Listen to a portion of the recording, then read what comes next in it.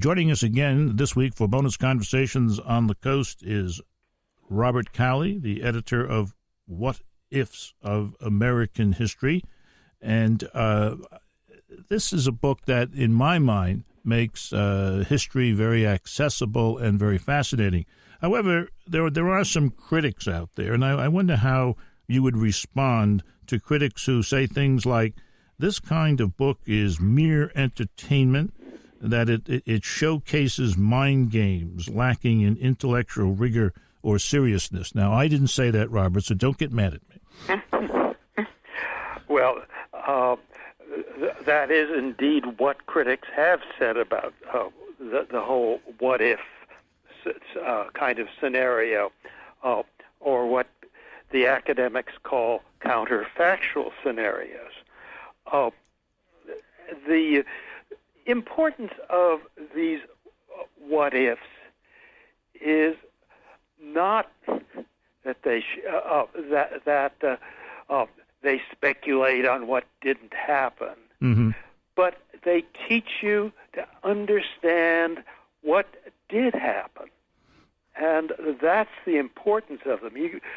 What was the essential moment of confrontation, of what were the real stakes of that confrontation? That's what you learn when you start these speculations.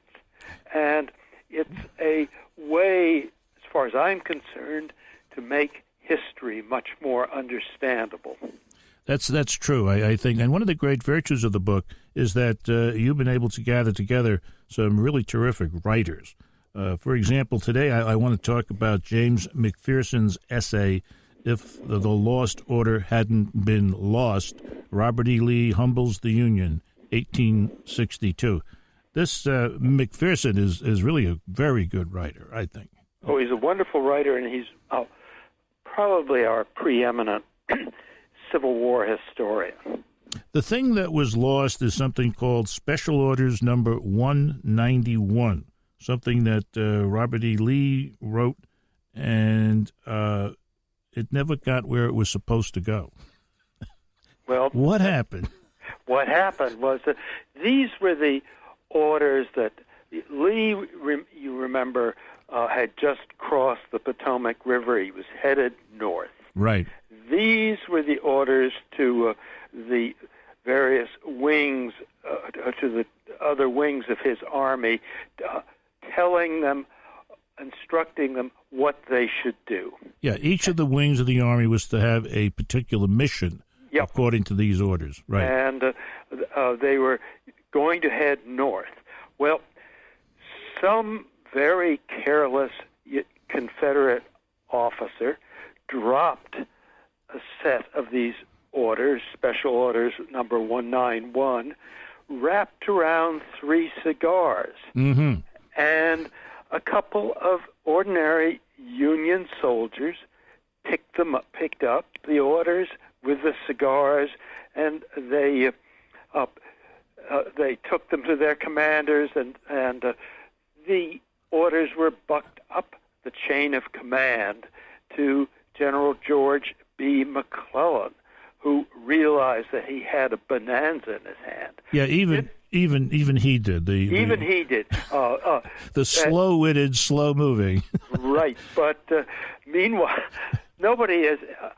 We know that the orders reached McClellan. We don't know what happened to the cigars. Oh well, hell. Now, the point, or some of the points that McPherson argues here, had the orders gone where they were supposed to go, and had Lee then been able to deploy his forces in ways that he wanted to, the Confederates would have won at Gettysburg? Yes, well, that is sort of the general area in which Lee thought that the Union armies would make a stand. Mm-hmm. And McPherson presupposes that Lee reaches Gettysburg first and takes up positions along Cemetery Ridge, which, as we know, is where General George Meade drew up his army the following year. And so what happens is absolutely the reverse of what did happen. Remember, too, that Lee has Stonewall Jackson fighting for him. He's still alive then. And the Union troops in this scenario get badly beaten, and they retreat back on Washington.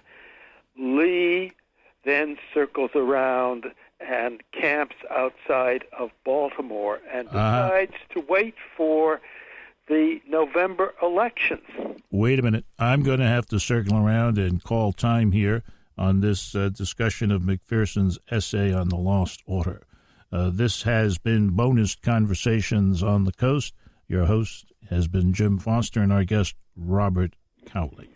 Now you can find this program on iTunes, SoundCloud, and all your favorite digital outlets. Follow the show on Twitter at JimFosterCoc and email JimFosterCoc@gmail.com.